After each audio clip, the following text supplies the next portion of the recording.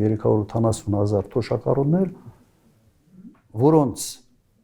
ըստ էության թոշակների մասով նույնիսկ ինդեքսացիա չի արվել։ Մի քանի անգամ ասել են թոշակներ են բարձրացնում, մի քանի հազար դրամով, բայց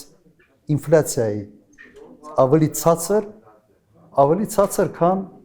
ինֆլյացիան 2%-ով։ Ուրեմն թվերը պաշտոնական հետևյալներ, մոտ 26% ինֆլյացիա է եղել, այս ընթացքում 22%-ով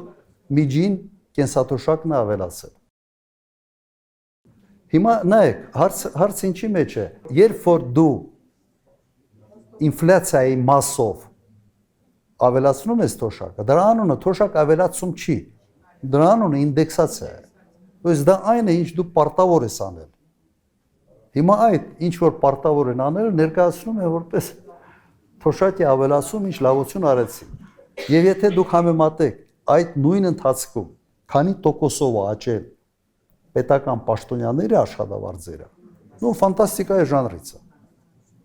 Ֆանտաստիկայի ժանրից։ Այդպիսի անհամաչափություն բյուջետային ռեսուրսների ծախսման տեսանկյունից ուղղակի ինձ ծանոթ չի, հայտնի չի ինձ։